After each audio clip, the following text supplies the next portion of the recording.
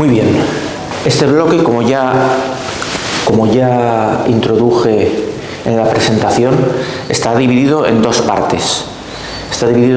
Una que es exclusivamente cálculo de derivadas y la otra que es aplicaciones de las derivadas, la interpretación geométrica de la derivada, la justificación de algunas reglas de derivación y todo el ámbito de aplicaciones, que es enorme, Las derivadas son cruciales, son muy importantes porque introducen el concepto de tasa de variación instantánea, lo cual es de gran utilidad,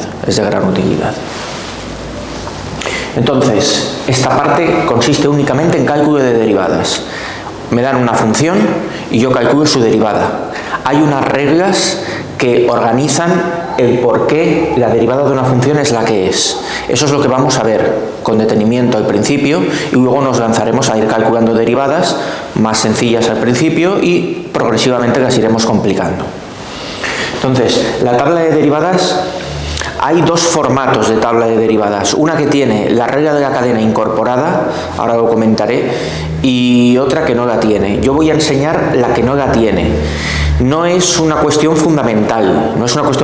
Mientras uno sepa derivar, se puede derivar cualquier función con una tabla o con la otra. Yo creo que es más sencillo para la gente aprenderse las reglas de derivación sin la regla de la cadena y luego incorporar la regla de la cadena a todo. Cuando uno sabe derivar de cualquiera de las dos maneras. No son dos caminos distintos, son dos caminos que se diferencian en un paso. No es algo crucial. Entonces, es posible que lo que yo escriba aquí no coincida con lo que hay en tu libro o con el listado que te ha dado tu profesor o profesora. Pero el resultado final es el mismo y el espíritu de las operaciones y de los motivos por los que se deriva es el mismo. Entonces, voy a dividir la tabla de derivadas, esto es ya parte de la tabla de derivadas, en dos bloques, uno de operaciones y otro de funciones. Ahora verás qué es lo que quiero decir. Con operaciones, bueno, la tabla de derivadas hay que sabérsela de memoria. Como todo, a fuerza de practicar, uno acaba memorizándola. No es una cosa tremenda. Es cuestión de practicar y vamos a practicar un montón de derivadas. O sea que en ese sentido no hay problema. Entonces, en el bloque de operaciones, yo me puedo encontrar una suma de funciones. Esto no hace falta que lo copies. Ya irá apareciendo. Pero yo me encuentro con una suma de funciones. ¿Es eso más difícil que derivar x o seno de x? La respuesta es que no. La derivada, ¿vale? La prima, la comita que le ponemos encima, indica la derivada. Si yo tengo una función y que es suma de 2, su derivada es la suma de las derivadas. Es decir, que si yo sé derivar esto y sé derivar esto, derivo una cosa, derivo otra, lo pongo como suma y he terminado. La derivada de la suma no es más complicada que las derivadas individuales de las funciones que se están sumando. Eso es lo que me dice aquí. Yo tengo una función que es suma de 2, la derivada será la suma de las dos. Y si en vez de una suma fuese una resta, y si tuviese x menos seno de x, sin ningún problema, derivaré x, derivaré seno de x y pondré un signo menos en medio. ¿De acuerdo? Con la suma y con la resta no se complica necesariamente la derivada. Es la derivada de cada una de las funciones individuales que se están sumando o restando. Cuando es una multiplicación sí que se complica un poco más. Si yo tengo un producto de dos funciones, si por ejemplo tuviese x por el seno de x por el seno de x, aquí la derivada sería distinta. La derivada sería la derivada de la primera por la segunda sin derivar, más la primera sin derivar por la derivada de la segunda. Es decir, las derivadas se van como alternando. Yo tengo una función que es producto de dos, producto, multiplicación. La derivada de todo ese conjunto, la derivada del producto de dos funciones es la derivada de la primera por la segunda sin derivar, más la primera sin derivar por la derivada de la segunda. Entonces, derivada de x por la segunda sin derivar la dejaría intacta, más la primera sin derivar se quedaría como x por la derivada del seno, sea lo que sea la derivada del seno, que no entramos todavía en ello. ¿Qué pasa cuando tenemos un cociente? Esta es un poco más larga. Un cociente, una división, una fracción, como lo quieras llamar. Tenemos una función que es cociente de 2, f de x partido g de x. Entonces, mucho cuidado con este y con el anterior, no mezclarlas. La derivada del cociente será un nuevo cociente, una nueva fracción grande, que tendrá en el numerador la derivada de la primera por la segunda sin derivar. Llamo la primera la del numerador, llamo la segunda la del denominador. El numerador derivado por el denominador sin derivar menos la primera sin derivar por la derivada de la segunda. El numerador sin derivar por la derivada del denominador. Esto recuerda mucho la derivada del producto. De hecho, es prácticamente idéntico, solamente que en vez de ser un más es un menos. Estas reglas de derivación, estas y todas las demás, han sido demostradas. Es decir, que tienen el rigor de la definición de derivada, que es el límite cuando h tiende a 0. Esto lo verás.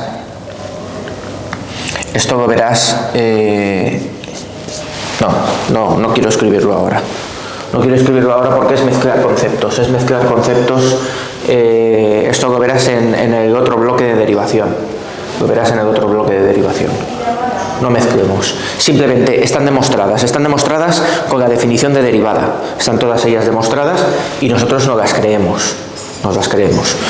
Repito, un cociente, numerador, denominador, la primera y la segunda, derivada de la primera por la segunda sin derivar, menos la primera sin derivar por la derivada de la segunda, siendo la segunda la del denominador, partido todo ello la segunda al cuadrado.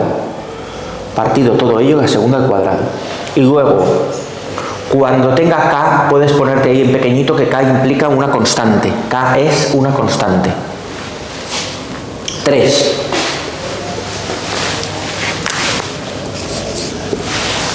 Por el seno de x. Pues una vez más, la derivada no es más complicada que la derivada del seno de x. Una constante multiplicando se queda exactamente igual cuando derivamos. Es decir, si yo sé derivar seno de x, sé derivar 3 por el seno de x. La derivada será 3 por lo que dé seno de x al derivarlo. La constante no me molesta. Se queda intacta multiplicando a la función a la que previamente estaba multiplicando. Entonces, si es igual a 3 seno de x, la derivada de y será 3 por la derivada del seno de x, que ya veremos cuál es. Muy bien. Eso en cuanto a operaciones. Lo he preferido llamar así bloque de operaciones porque esta f y esta g pueden ser cualquier función. Yo me puedo encontrar un producto que sea una función, un radical por un logaritmo neperiano. Entonces yo lo identificaré a simple vista y diré, esto es un producto de 2, vale, ya sé qué tengo que hacer.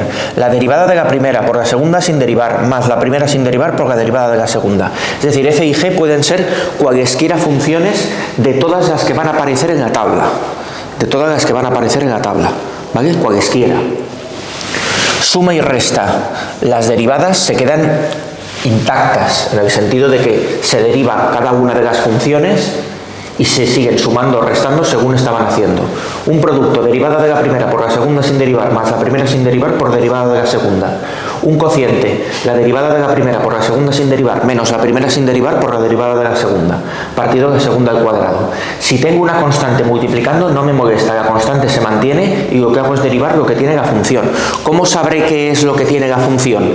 Porque tiene la x. Si yo tengo una función así, 2pi por coseno de x, yo identifico mi variable. Todo el tiempo estamos derivando, eso es algo que también se verá en el otro bloque, todo el tiempo estamos derivando respecto de x, estamos derivando respecto de una variable. Esa variable está aquí, esta es mi función, coseno de x, y 2pi es una constante que se quedará igual cuando yo haga la derivada de todo eso. Entonces, la parte que tiene mi variable es coseno de x.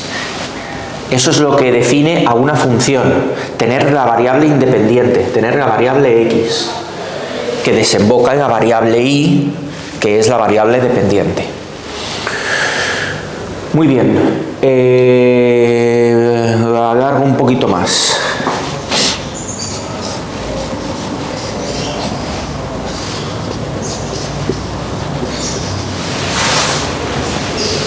Empezamos con las funciones.